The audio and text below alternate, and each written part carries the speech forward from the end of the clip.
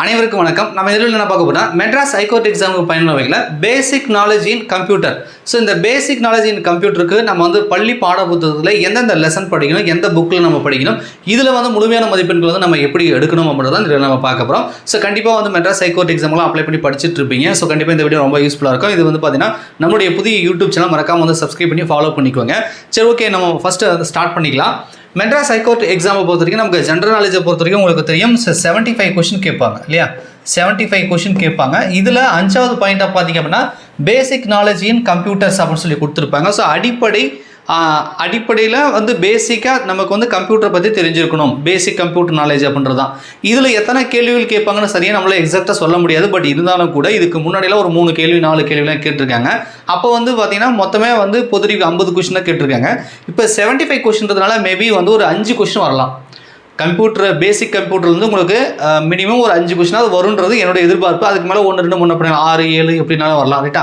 ஒரு 5 கொஸ்டின் கேரண்டியாக நம்மகிட்ட இருக்குது. இந்த 5 கொஸ்டின் நம்ம முழுமையாக எடுக்கணும் அப்படின்னா என்ன படிக்கணும் ரைட்டா. ஏன்னா ஒவ்வொரு மதிப்பெண்ணும் ரொம்ப ரொம்ப இம்பார்ட்டன்ட். வேகன்சி குறைவாக இருக்குது. ஸோ 1 மார்க்கு கூட நம்முடைய வாய்ப்பு வந்து பறிப்போவதற்கான சான்சஸ் நிறைய இருக்குது. அப்போ அந்த 1 மார்க் கூட நம்ம விடக்கூடாது. எல்லாமே நம்ம வந்து சரியாக அட்டன் பண்ணணும். அப்போ என்ன படிக்கணும் அப்படின்றத பார்க்கலாம். இப்போ நீங்கள் பார்க்குறீங்க இல்லையா. ஸோ இப்போ நீங்கள் பார்க்குறது என்ன புக் அப்படின்றத நான் ஃபஸ்ட்டு சொல்லிடுறேன். இப்போ நீங்கள் பார்க்குறத பார்த்தீங்க அப்படின்னா 11th ரைட்டா கம்ப்யூட்டர் டெக்னாலஜி அப்படின்னு ஒரு புக் இருக்குது. கம்ப்யூட்டர் டெக்னாலஜி அப்படின்னு சொல்லி ஒரு புக் இருக்குது. ஆக்சுவலாக வந்து பார்த்தீங்கன்னா 11th மொத்தம் 3 புக் இருக்குப்பா கம்ப்யூட்டர் ரிலேட்டடாகவே. ஒன்று வந்து பார்த்தீங்கன்னா கம்ப்யூட்டர் அப்ளிகேஷன் ஒன்று இருக்குது ரைட்டா. இன்னொன்று வந்து கம்ப்யூட்டர் சயின்ஸ் அப்படின்னு சொல்லி ஒரு புக் இருக்குது. இன்னொன்று 3வது ஒரு புக் இருக்குது. என்ன அப்படின்னா அதுதான் வந்து கம்ப்யூட்டர் டெக்னாலஜின்னு ஒரு புக் இருக்குது. ஸோ இந்த புக்கிலேருந்து தான் வந்து கேள்விகள் கேட்டிருக்காங்க. நான் ப்ரீவியஸ் இயர் கொஸ்டின் செக் பண்ணிவிட்டேன். இப்போ ரீசெண்டாக வந்து ஒரு கூட்டுறவு எக்ஸாம் நடந்தது. நிறைய பேர் தெரிஞ்சுக்க வாய்ப்பு இருக்குது. அந்த கூட்டுறவு துறையில் கூட பேசிக் கம்ப்யூட்டர் நாலேஜ் கொடுத்துருந்தாங்க. அதில் இப்போ ரீசெண்டாக கேட்கப்பட்ட வினாக்கள் கூட இந்த கம்ப்யூட்டர் டெக்னாலஜி புக்லேருந்து வந்து கேட்டிருக்காங்க. அது குறிப்பாக சொல்ல போனால் புக் பேக்லேருந்து நிறைய கேள்வி கேட்டிருக்காங்க. ஸோ அப்போ இந்த புக்கை நம்ம ரெஃபர் பண்ணால் கண்டிப்பாக வந்து நம்ம மெட்ராஸ் ஹைகோர்ட் எக்ஸாமுக்கும் இந்த பேசிக் நாலேஜ் இன் கம்ப்யூட்டரில் நம்மளால் முழுமையான மதிப்பெண் எடுக்க முடியும். Right, okay. இந்த ஒரு புக்கு படித்தா போதும். ஆனால் ஒரு புக்கில் எல்லா லெசனும் படிக்க வேண்டிய அவசியம் கிடையாது. ஏன்னா நமக்கு பேசிக் நாலேஜ் தான் கேட்குறனாலே எல்லாமே நமக்கு தேவை கிடையாது. அப்போ பேசிக் நாலேஜில் இந்த கம்ப்யூட்டரில் நம்ம இந்த புக்கில் என்னென்ன லெசன் படிக்கணும் அப்படின்றத நான் தெளிவாக சொல்கிறேன். அதை நீங்கள் நோட் பண்ணி வச்சுட்டு இதை வந்து வெப்சைட்டில் நீங்கள் டவுன்லோட் பண்ணிக்கலாம். ஸோ டவுன்லோட் பண்ணி அதை நான் சொல்லக்கூடிய லெசனை மட்டும் நோட் பண்ணிட்டு நீங்கள் அதில் மட்டும் இன்னர் பாக்ஸ் கொஷின் கொஞ்சம் புக் பேக்கில் கண்டிப்பாக ஒரு 5 கொஸ்டின் கேட்குறாங்கன்னா 2 3 கொஸ்டினாவது வந்து புக் பேக்கில் கேட்பாங்க. ஏன்னா அதுக்கு முன்னாடி அப்படி தான் இருக்குது. பேசிக் இது எல்லாமே புக் பேக்கில் வந்துடுது. பட் இருந்தாலும் கூட இன்னர் நம்ம படிக்கணும். ஒரு சில வினாக்கள் வந்து இன்னர்லேருந்து கேட்பாங்க ரைட்டா. சரி, இப்போ பாருங்கள், ஃபஸ்ட்டு ஒரு 5 லெசன் கொடுத்துருக்காங்க இந்த புக்கில். கணினி அறிமுகம். ஸோ கம்ப்யூட்டரை பற்றி நம்ம தெரிஞ்சுக்கணும் ரைட்டா. கம்ப்யூட்டர் கண்டுபிடிச்சது யாது, அதனுடைய தலைமுறைகள், generation, first generation, second generation, இந்த மாதிரி வந்து முதல் தலைமுறை கம்ப்யூட்டர், 2வது தலைமுறை கம்ப்யூட்டர் இதெல்லாம் கொடுத்துருப்பாங்க. யார் கண்டுபிடிச்சா எப்படி வந்துச்சுன்னு கொடுத்துருப்பாங்க. கண்டிப்பாக இந்த பேசிக் கம்ப்யூட்டரை பற்றி நமக்கு தெரியணும். இதுல வந்து கேள்விகள் கேட்டிருக்காங்க. எண்முறைகள் 1 KB 0 பைட் இந்த மாதிரிலாம் படிப்போம் இல்லையா. அந்த மாதிரி 1001 அந்த மாதிரி. ஏன்னா கம்ப்யூட்டருக்கு வந்து நாம் சொல்கிறதெல்லாம் புரியாது. அதுக்கு எல்லாமே 01 10 இந்த மாதிரி தான் வந்து புரிஞ்சுக்கும். ஸோ அந்த மாதிரி இருக்குது. அப்புறம் கணினி அமைப்பு, கணினியில் என்னென்ன ஸ்பாட்ஸ் இருக்குது, இயக்க அமைப்பின் கோட்பாடுகள், அது எப்படி இயங்குது, அப்புறம் விண்டோஸ் இருக்கு இல்லையா, விண்டோஸோட வேலை செய்தல் அப்படின்னு சொல்லியிருப்பாங்க. இதுதான் வந்து இதிலே பார்த்தீங்கன்னா உங்களுக்கு கணினி அறிமுகம், கம்ப்யூட்டரை பற்றி அறிமுகப்படுத்துகிறாங்க. ஸோ பேசிக் கம்ப்யூட்டர் நாலேஜில் கம்ப்யூட்டரை பற்றி என்னென்ன எப்படி செயல்படுது என்னென்னு தெரிஞ்சுக்கணும். ஸோ அப்போ கண்டிப்பாக இந்த 5 லெசனை நீங்கள் படிக்கணும். 5 லெசனுக்கான புக் பேக் கண்டிப்பாக படிச்சுக்கோங்க. ரொம்ப யூஸ்ஃபுல்லாக இருக்கும். ஸோ பாக்ஸ் பண்ணியிருப்பாங்க. சில இன்னரும் வந்து படிச்சுக்கணும். இன்னும் ஒரு டைம் வாசிச்சு பாருங்கள் ரைட்டா. சரி, இது மட்டும் போதுமா சார் அப்படின்னு கேட்டிங்கன்னா போதாது. ஸோ இந்த இடத்துல பார்த்தீங்கன்னா சொற்செயலி ஓர் அறிமுகம் அப்படின்னு சொல்லி கொடுத்துருப்பாங்க. அது என்ன சார் சொற்செயலி ஒரு அறிமுகம் அப்படின்னா, நம்ம வேர்டு இருக்குல்ல, MS வேர்டு, எக்ஸல் அப்படின்னு சொல்லி. ஸோ ஒரு ஆஃபீஸில் ஒர்க் பண்ணுறாங்க அப்படின்னா கண்டிப்பாக ஏதாவது ஒன்று டைப் பண்ணுவீங்க. டைப் பண்ணும்போது பாண்ட் மாற்றுறது, டைப் பண்ணுறது, டெலிட் பண்ணுறது, அன்டூ பண்ணுறது, கலர் மாற்றுறது, சம்திங் டேபிள் போடுறது, டேட்டா அனலைஸ் பண்ணுறது, இந்த மாதிரி ஏதாவது சம்திங் நம்ம MS Word, Excel, PowerPoint இதெல்லாம் யூஸ் பண்ணுவோம் இல்லையா. ஸோ அதில் அந்த வேர்டில் எப்படி நீங்கள் ஒர்க் பண்ணுறீங்க, அதுக்கான ஷார்ட்கட் கீ என்ன, எப்படி இது பண்ணுறீங்கன்ற மாதிரி சம்திங் நான் கொடுத்துருக்காங்க. ஸோ பேசிக் கம்ப்யூட்டரில் இதுவும் வந்து நமக்கு வந்து தேவை. இதுலேருந்து கேள்விகள் வந்து கேட்டிருக்காங்க. புரியுதுங்களா. So 5 lesson. இது கூட சொற்செயலி ஒரு அறிமுகம் இருக்கும். அழகு 2ல் சொற்செயலின்னு கொடுத்துருப்பாங்க. இந்த லெசன் படிச்சுக்கோங்க. இதுக்கு கீழே இருக்கக்கூடிய இந்த அட்டவணை, அதாவது டேபிள் போடுவோம் நான் சொன்னேன் இல்லையா, டேபிள் போடுவோம் இல்லையா, அந்த டேபிள் போடுறதுக்கே ஷார்ட்கட் என்ன, எப்படி டேபிள் போடலாம் கொடுத்துருப்பாங்க. அது வந்து உங்களுக்கு கேட்க மாட்டாங்க ரைட்டா. ஸோ அதை வந்து கேட்க மாட்டாங்க. ஸோ மேக்ஸிமம் இதுவே உங்களுக்கு போதுமானது. இந்த 6வது லெசன் 1 மட்டும் போதும், இது தேவையில்லை. இதுக்கு கீழே நீங்கள் என்ன படிக்கணும் அப்படின்றத நான் சொல்கிறேன். இதில் 6 லெசன் ஆச்சா, நோட் பண்ணிக்கோங்க. 6 லெசன் ஆயிருக்கு.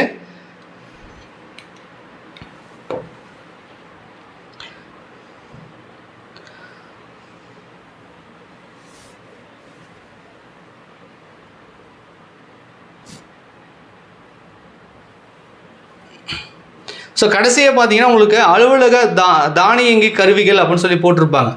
அலுவலக தானியங்கி கருவிகள் அப்படின்னு சொல்லி போட்டிருப்பாங்க. இந்த லெசன் வந்து நீங்கள் படிக்கணும்.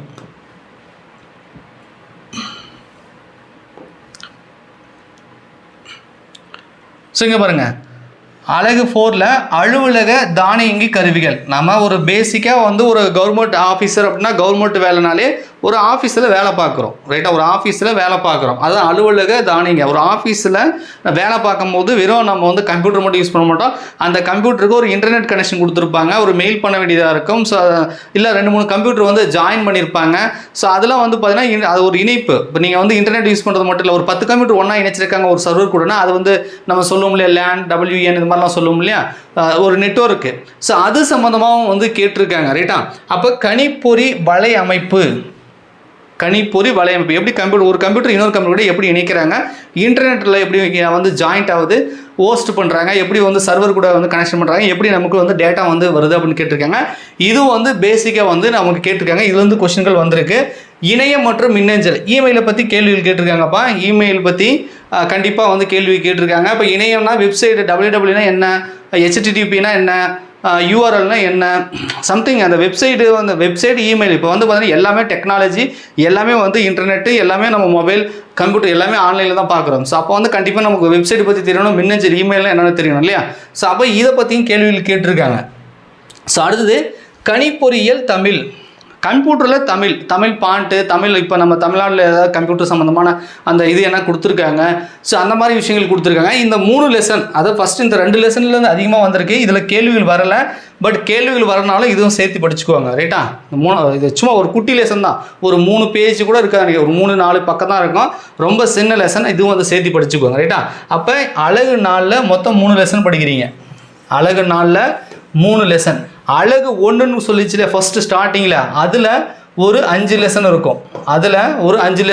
அழகு 2ல் அந்த சொற்செயலி அப்படின்னு சொல்லி கொடுத்துருந்தாங்க இல்லையா? ஸோ அதில் ஒரு லெசன் மட்டும் நீங்கள் படித்தா போதும். ஸோ டோட்டலாக உங்களுக்கு இது புக்கிலேருந்து 9 பாடங்கள் படிக்கணும். இந்த புக்கில் மொத்தம் 16 பாடம் இருக்குது.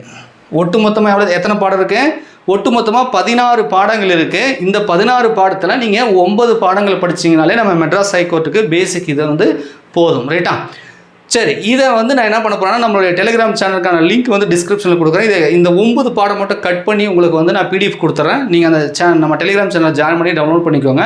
நம்ம டெஸ்ட் பேஜில் ஜாயின் பண்ணவங்களுக்கு வந்து உங்களுக்கு வந்து ஆப்லேயே வந்து நான் இந்த 9 லெசன் மட்டும் கட் பண்ணி உங்களுக்கு வந்து கொடுத்துட்றேன். நீங்கள் அதை கூட டவுன்லோட் பண்ணி நீங்கள் வந்து ஃபஸ்ட்டு படிக்கணும், ரைட்டா?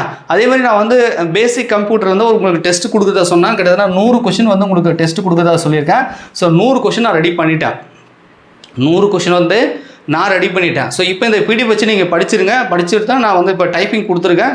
ஸோ டைப் முடிஞ்ச உடனே கரெக்ஷன் பார்த்துட்டு உடனே உங்களுக்கு வந்து நான் அப்லோட் பண்ணிவிடுவேன். ஸோ நீங்கள் டெஸ்ட் எழுதி பார்த்துக்கலாம்.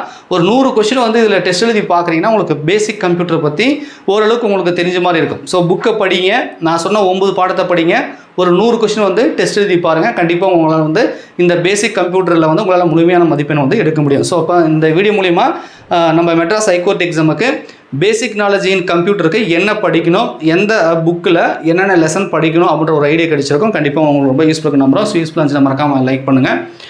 நம்ம சேனலில் பார்த்தீங்க அப்படின்னா நம்ம டெஸ்ட் பேட்ச் வந்து அனௌன்ஸ் பண்ணியிருக்கோம். கண்டிப்பாக நிறைய பேர் நண்பர்கள் வந்து ஜாயின் பண்ணியிருக்கீங்க. புதுசாக பார்க்குறீங்க, இது வரைக்கும் நம்ம டெஸ்ட் பேட்சில் ஜாயின் பண்ணலாம் அப்படின்னா டிஸ்கிரிப்ஷனில் ஒரு மொபைல் நம்பர் கொடுக்குறேன். அந்த மொபைல் நம்பருக்கு கால் பண்ணி எப்படி நம்ம டெஸ்ட் பேட்சில் வந்து ஜாயின் பண்ணுறது, இந்த மெட்டீரியலை எப்படி வந்து நம்ம பர்ச்சேஸ் பண்ணுறது அப்படின்றத கேட்டு வந்து தெரிஞ்சுக்கோங்க. ப்ரைஸ் பார்த்தீங்க அப்படின்னா உங்களுக்கு வந்து 600 rupees வந்து நம்ம ஃபிக்ஸ் பண்ணியிருக்கோம். ஸோ ஒரு அப்பர்டபுளான ப்ரைஸ் தான் ஓரளவுக்கு. ஏன்னா உங்கள் அப்ளிகேஷன் ஃபீஸ் அப்ளை பண்ணுறது 500 ரூபா கேட்குறாங்க இல்லையா?